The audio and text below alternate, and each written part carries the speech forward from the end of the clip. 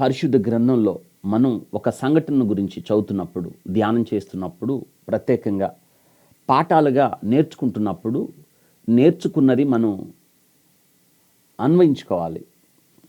అన్వయించుకున్నప్పుడే ఎప్పుడైనా మీకు అర్థమవడానికి ఒక మాట చెప్తాను.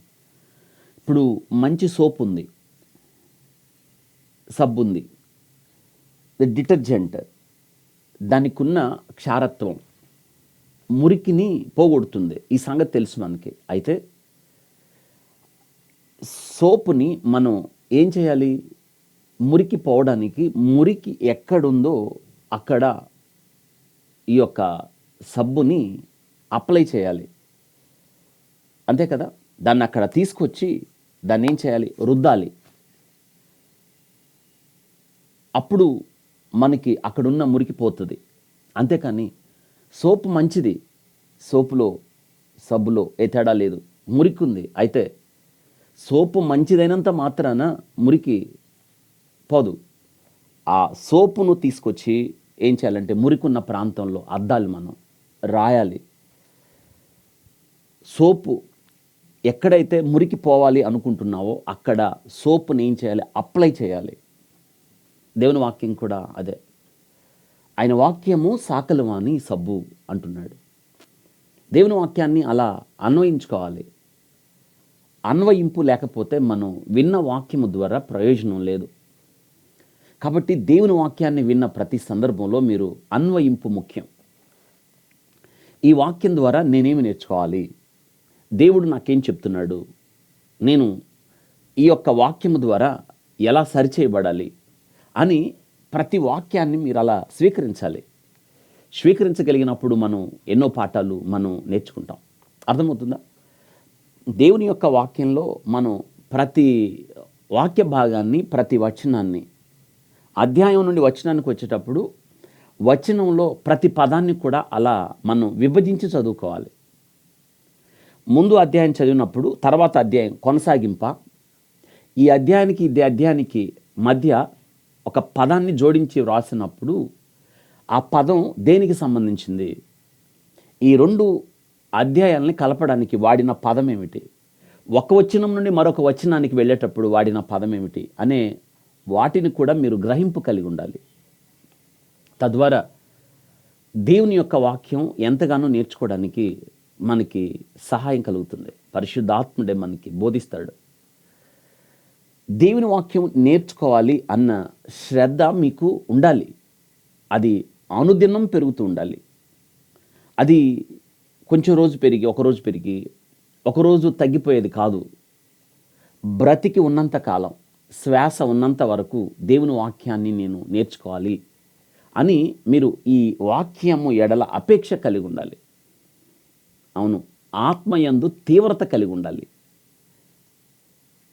దుప్పి నీటి వాగుల కొరకు ఆశపడినట్లు దేవా నీ కొరకు నా ప్రాణము తృష్ణ గొనుచున్నది అని రాశారు కదా కొరవ కుమారులు. ఆ తృష్ణ మీకుంటే వాక్యము మీకు అర్థమవుతుంది. అది లేకపోతే నీకు ఎప్పటికీ అర్థం కాదు. ఏదో చదవాలి కాబట్టి చదివితే, ఏదో అవసరానికి బైబిల్ అలా తెరిచి నాతో మాట్లాడు ప్రభువా అంటే ఎప్పుడూ నీతో మాట్లాడు దేవుడు. ఏదో నీకు తాత్కాలికంగా ఆ వాక్యం చదవడం ఏదో లాటరీ అంటారే అలా తెరిచి, లేదా చాలామంది ఉదయం లేచి బైబిల్ చదవకుండా క్యాలెండర్ దగ్గరికి వెళ్ళి ఏ వాక్యం అని అంటారే, దానివల్ల నీకు వచ్చిన ప్రయోజనం ఏది ఉండదు. నీకు ఆ తాత్కాలికంగా కాసేపు నువ్వు ఆనందపడచ్చు. 31 రాత్రి వాగ్దానం తీసుకొని సంతోషపడే వ్యక్తులు చాలామంది ఉంటారు కదా. ఆ కోవకు నువ్వు మిగిలిపోతావు. దానివల్ల ఏ ప్రయోజనం ఉండదు. లేదా నీకు ఎవరెవరో పంపించే ఆ యొక్క వాక్య భాగాలు ఉంటాయి మీ ఫోన్లో, సోషల్ మీడియాలో, ఇన్స్టాగ్రామ్ ద్వారా, ఫేస్బుక్ ద్వారా, వాట్సాప్ ద్వారా, ఇంకా పలు రకాల సామాజిక మాధ్యమాలతో మీకు పంపిస్తున్నారే, ఏంటి దాని ప్రయోజనం? అన్వయింపు ముఖ్యం. దేవుని యొక్క వాక్యాన్ని మనం ఏం చేయాలంటే అన్వయించుకోవాలి. అన్వయించుకోకపోతే ప్రయోజనం ఏముంది? అన్వయించుకోండి. దేవుని వాక్యాన్ని మీరు సొంతం చేసుకోవాలి. ఇది నా కొరకే దేవుడు మాట్లాడాడు, నా మేలు కోసమే. ఈ వాక్యము ద్వారా నేను సరిచేయబడవలసిన అవసరత ఉంది కాబట్టి దేవుడు నాతో మాట్లాడాడు అన్న స్థితికి రావాలి మీరు. అర్థమవుతుందా? అంతేకాని మనం సంవత్సరాలుగా దేవుని వాక్యం వింటానే ఏమాత్రం ఎదుగుదల లేకుండా మీరు అక్కడే పడి ఉంటే ఏంటి ప్రయోజనం? కాబట్టి ఇకనైనా మీరు దేవుని వాక్యం ఎడల శ్రద్ధ కలిగి ఉండండి, నేర్చుకోండి, చదవండి. ఎలా? దివారాత్రాలు. దాని అర్థం ఏంటంటే దివారాత్రములు కీర్తనకారుడు అనుభవం, దేవుడే స్వయాన యెహోషువకు మొదటి అధ్యాయం, యెహోషువ గ్రంథంలో చెప్పిన అధ్యాయం, ఈ గ్రంథాన్ని భక్షించు అని ఇర్మియా యొక్క అనుభవం, ఎహెజ్కేలు యొక్క అనుభవం, తిమోతితో పౌలు గారు చెప్పాడే. ఈ అనుభవాలు ఏంటంటే దివారాత్రాలు వీటి యందు చదువుట యందు. అంటే అర్థం ఏంటంటే మనం పని పాట లేకుండా, పనులకు వెళ్ళకుండా, ఉద్యోగాలకు వెళ్ళకుండా ఒక గదిలో కూర్చొని అదే పనిగా బైబిల్ చదవమని కాదు. దాని అర్థం ఏంటంటే దేవుని వాక్యం చదువుతావు కదా, దానిని నీవు నిత్యము హృదయంలో భద్రం చేసుకొని దాన్ని నెమరు వేస్తూ ఉండాలి.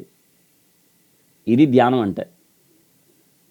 ప్రతిసారి బైబిల్ పట్టుకొని చదివి పనులు అన్నీ మానేసి గదిలో కూర్చొని చదవమని కాదు దాని ఉద్దేశం. నువ్వు చదివింది ఏదైనా అది హృదయంలో దాచుకొని దాన్ని వెలుపలికి తీసి జీవితానికి అన్వయించుకొని ధ్యానించడం అన్నమాట. దుష్టులు ఆలోచన చొప్పున నడువక, పాపుల మార్గం నిలవక, అపహాసులు కూర్చోండి చోట కూర్చోండి కంటే అర్థం ఏంటంటే నువ్వు బయటికి వెళ్తావు, ఇదిగో నీకు తటస్థించేవాళ్ళు ఇళ్ళు, వాళ్ళతో నీకేం పని? నీలో వాక్యం ఉంది కదా, కూర్చో, నీ పని చేసుకుంటా, ఉద్యోగం చేసుకుంటా, డ్రైవింగ్ చేస్తా, టైపింగ్ చేస్తా, ఆఫీస్లో వర్క్ చేస్తా,